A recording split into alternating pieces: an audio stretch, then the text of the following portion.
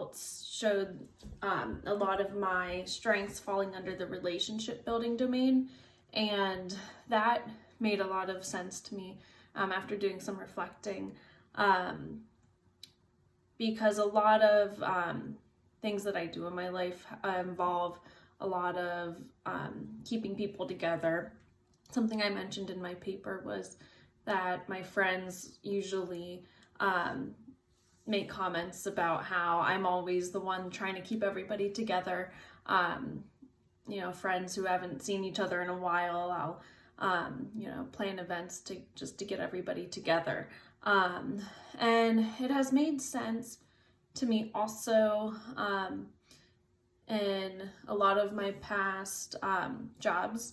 So while I was in college, I waitressed at a lot of different restaurants, and I also love to travel, and really that's like why I worked, so I could go places and do things and see things. That has always been important to me. But a lot of the places I was at, I just never took a leadership role until one specific restaurant that I waitressed at. And that was a restaurant where the owners really let the workers have a big say in how it was run. And I really did take a leadership role in that specific job. But the ones I had before just didn't really mean much to me, because it was very do as I say kind of thing. And that wasn't the kind of like relationship that I liked. So me being that kind of leader. So when I was put in a position where I could build strong relationships and show my strengths in that kind of way, I thrived a lot more. I was able to I was asked a lot of the time to talk to angry customers and things like that, which made me feel good, and that made me realize my strength that I didn't really think about having until it was made known. The owners of the restaurant were like, wow, you're really good at dealing with these customers, and that made me feel good. So I really thrived there. And I think that experience helped me when I finally got my career as a teacher. So when I started as a teacher, I worked with that restaurant. We do a monthly fundraiser where the teachers order from the restaurant once a month, and those profits, the restaurant gives us a percentage, and we actually do 2 scholarships for our seniors. So all of those proceeds go to scholarships. And I wouldn't have really cared to do that without having that really positive experience. So that's one example of how creating a comfortable work setting or environment encourages positive changes on an even larger scale, beyond just making the restaurant better. It actually benefited the whole community in the long run by creating that work environment. So I would consider myself an adaptive leader, and I really came to that conclusion after doing my interview with a leader. And this person I did my interview with, her and I have started really working together really within the last few months during this course. And I've known her for a long time. She's working on getting her doctorate. Right now, she's an educator in Maryland, and her and I have been working together, so that's why I chose to do my interview with her, Melissa. And she considered herself an adaptive leader, and after talking about it, that really resonated with me, And I wasn't surprised by that because we are very similar. So as an adaptive leader, I really value encouraging change in the workplace. So I really believe that to encourage or foster meaningful changes, a leader must welcome new thoughts and ideas beyond their own. It's important to value everybody's ideas, and I think by combining everybody's ideas, you're really creating something that more people in the workplace will love. So rather than just saying, here's my ideas, let's go with it, you're really taking everybody into consideration and their needs. So I also believe that the elementary school I teach at would benefit from adaptive leaders. And I also think that, especially in a school district, it's important for not just the principal or the superintendent to be the leader. I really think that teachers and other staff can be leaders as well. It's not just for the principal. I think we can be good examples just by taking initiative to do things that will better the workplace and bring people together. So that could include maybe planning an outing for employees, or maybe setting up something in the faculty lounge for teachers to just to make a more positive experience even during the work day. So I think all employees, no matter if their position's considered a leadership position, can show that.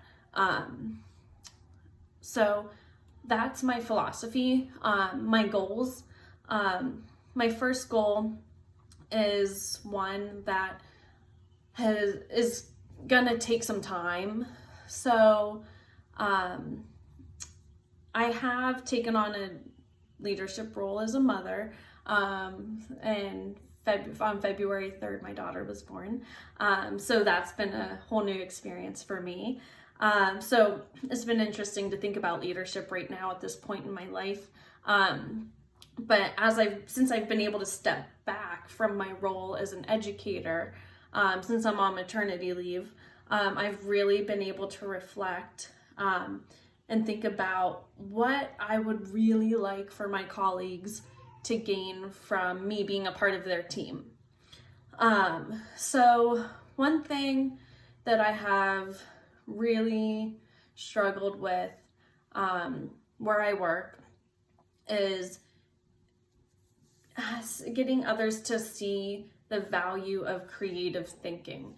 I am a huge, advocate for that type of thinking beyond the art room. I think that if you can think creatively, it'll help you in so many ways beyond art making. And that's also something that Melissa, who I interviewed, she also believes in that a lot as well. So I'm happy I interviewed her because that's helped me with this goal also.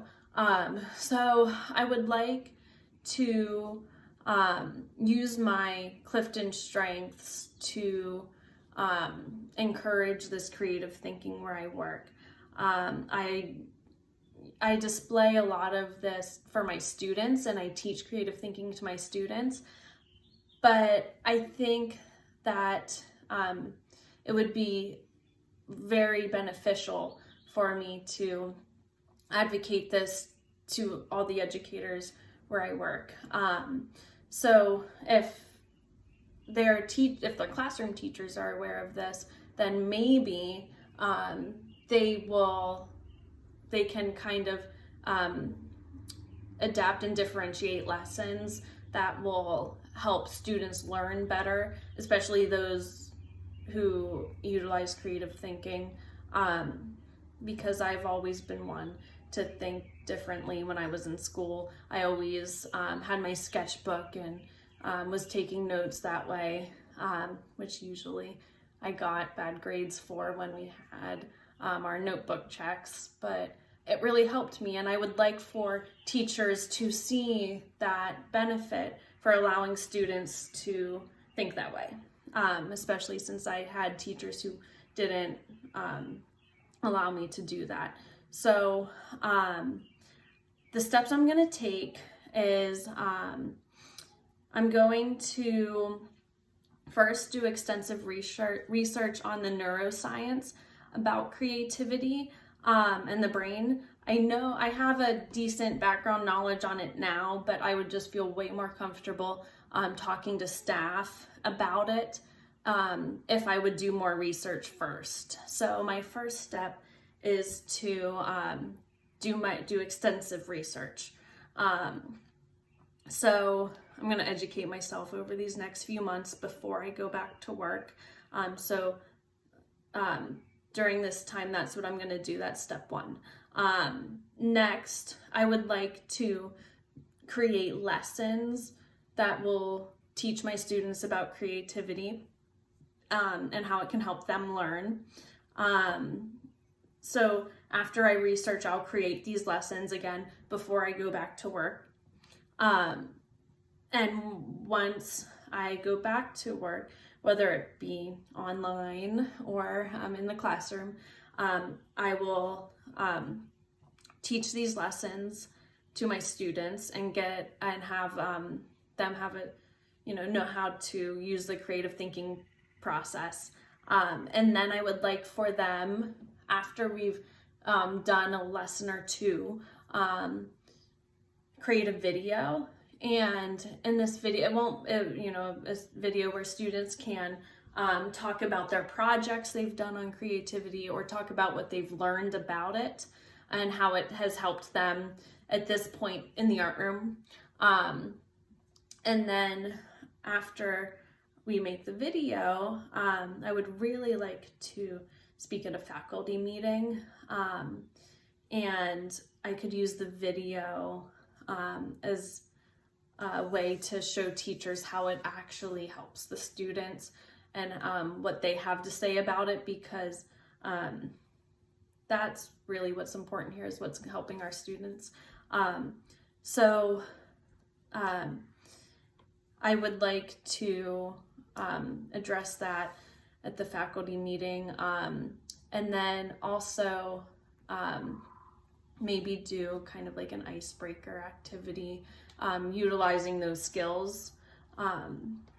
So that's my first goal. And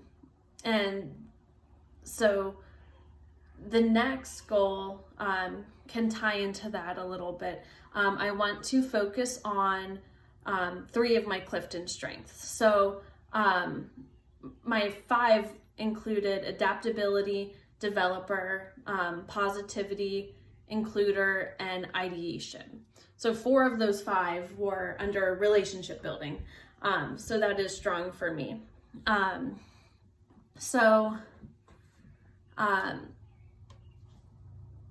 The 3 strengths that I would really like to focus on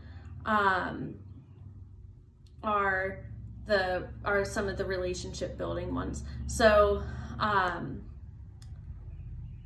as a new mother here at home, I've had to make a lot of changes. Adaptability is one that is a strength, but is one that, now that I'm aware of it, I would really like to hone in on it and use it to my advantage. So I had planned on taking my daughter on many vacations, and my vision of this was to travel and take her. I have family all over the country, so I was like, this will be great. I can take her places and we can do things. But obviously now traveling is off limits due to COVID. So I've had to really adapt our life, my vision of what our lifestyle was going to be, and find things to do here at home.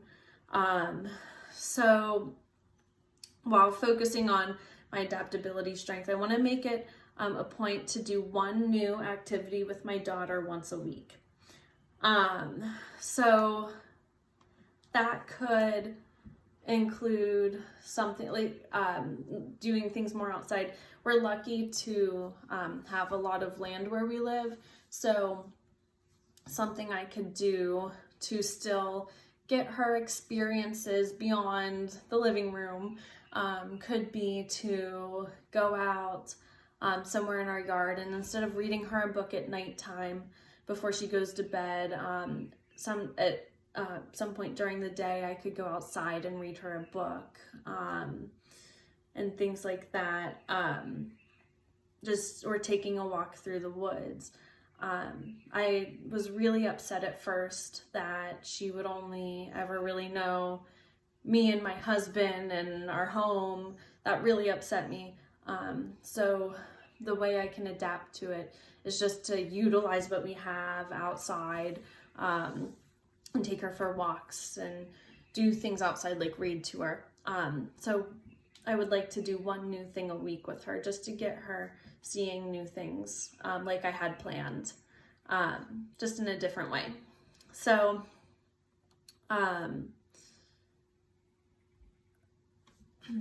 also, I really would also like to start recording her milestones in a journal, and I think that will help me be more thankful. So that would hone in on my strengths as a developer. So by doing that, it'll help me help others. So I was really upset knowing that family wouldn't be able to see her during this time. So for me to record everything, make sure that I'm taking pictures and keeping that journal will be really important for others.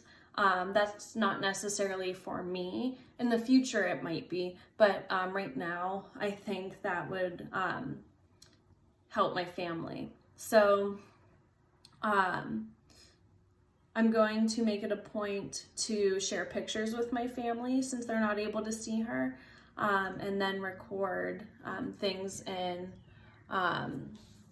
the journal for them. It could kind of be something for them to look at after this is all done.